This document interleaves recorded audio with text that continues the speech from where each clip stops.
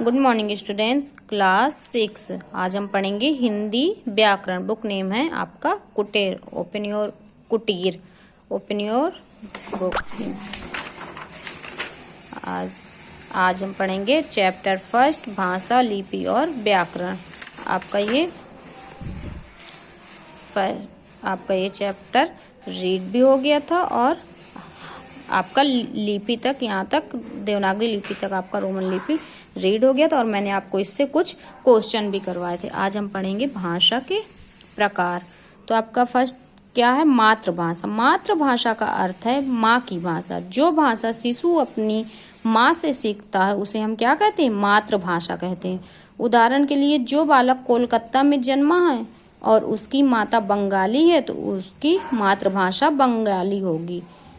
उसकी मातृभाषा क्या होगी? बांग्ला होगी।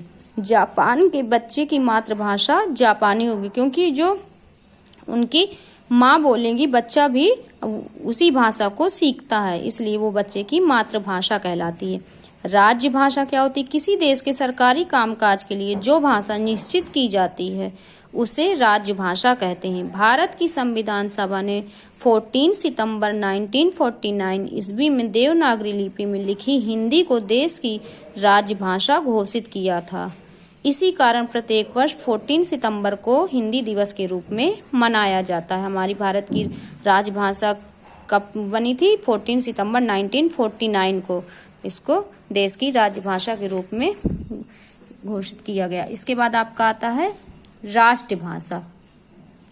जो भाषा किसी देश में सर्वाधिक बोली और समझी जाती है वह उस देश की राष्ट्रभाषा कही जाती है। चूंकि हमारे देश के अधिकतर लोग हिंदी अच्छी तरह समझते और बोलते हैं, अतः भारत की राष्ट्रभाषा क्या है? हिंदी मानी जाती है। ओके, क्योंकि हमारे देश में तो हिंदी ही अधिकतर लोग बोलते हैं और हिंदी ही समझते हैं, इसलिए हमारे देश की राष्ट्रभाषा हिंदी मानी जाती है। अंतर्राष्ट्रीय भाषा। भारत में अलग अलग देशों में अलग अलग भाषाएं बोली जाती हैं, जैसे ब्रिटेन में अंग्रेजी, जर्मनी में जर्मन, इटली में इटालियन आदि। संसार में एक ऐसी भाषा की जरूरत थी जिसे प्रत्येक देश के लोग सीखें और समझें, अतः इसके लिए अंग्रेजी भाषा को स्थान मिला और इसे विश्व की संपर्क भाषा बन जाने के कारण अंतर्राष्ट्रीय भाषा के रूप में स्वीकार कर लिया गया। तो आपकी अंग्रेजी क्या है? अंग्रेजी आपकी अंतर्राष्ट्रीय भाषा है। कौन सी है? अंतर्राष्ट्रीय भाषा। इसके बाद आपका आता है स्टूडेंट्स बोली। बोली का अर्थ है किसी छोटे भूभाग में बोली जाने वाली भाषा। उदाहरण के लिए, पश्चिमी उत्तर प्रदेश में खड़ी बोली, हरियाणा में हरियाणवी, राजस्थान में राजस्थानी बोली जाती है। अतः यह भाषा का मानक रूप नहीं होता और प्रायः आपसी बातचीत में प्रयोग किया जाता है। ओके स्टूडेंट्स, अब बोली किसे कहते हैं हम वो जानेंगे। किसी क्षेत्र विशेष में बोली जाने वाली भाषा क्या कहलाती है? बोली कहलाती है। अब यहाँ पे कुछ आपका इम्पोर्टेंट दिया हुआ। पश्चिमी उत्तर प्रदेश की खड़ी बोली आज बोली न रहकर साहित्य की भाषा बन चुकी है।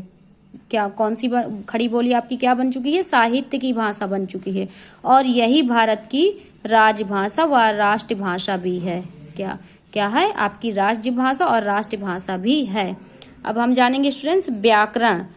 व्याकरण क्या है? भाषा का शुद्ध बोलना, लिखना तथा पढ़ना व्याकरण के ज्ञान से ही संभव हो पाता है। प्रत्येक भाषा के अपने कुछ नियम होते हैं। भाषा के इन नियमों को ही व्याकरण कहते हैं। स्टूडेंट्स, क्योंकि हमें शुद्ध रूप से लिखना, पढ़ना और बोलना सीखने के लिए हमें व्याकरण का ज्ञान बहुत ही जरूरी है, क्योंकि हम व्याकरण के ज्ञान के बिना हम कुछ भी ना तो शुद्ध बोल सकते हैं और ना ही हम शुद्ध लिख सकते हैं।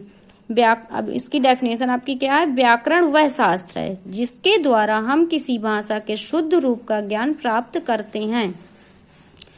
व्याकरण भाषा की ध्वनि से लेकर वाक्यों की रचना तक का अध्ययन कराता है। व्याकरण के ज्ञान के बिना उस भाषा का शुद्ध प्रयोग संभव नहीं होता। अब हम जानेंगे व्याकरण के अंग। व्याकरण के स्टूडेंट्स कितने अंग होते हैं? व्याकरण के मुख्य 3 अंग होते हैं। पहला आपका है वर्ण विचार, दूसरा है आपका शब्द विचार और तीसरा है आपका वाक्य विचार। सबसे पहले वर्ण विचार किसे कहते हैं? इसके अंतर्गत अक्षरों वर्णों के आकार प्रकार उनके लिखने की विधि तथा उच्चारण आदि पर विचार किया गया है। तो ये आपका क्या है, वर्ण विचार। इसके बाद आपका आता है शब्द विचार। इसके अंतर्गत शब्दों के भेद रूप बनावट उत्पत्ति आदि पर विचार किया जाता है। ये आपका हो गया शब्द विचार। अब आपका आता है वाक्य विचार।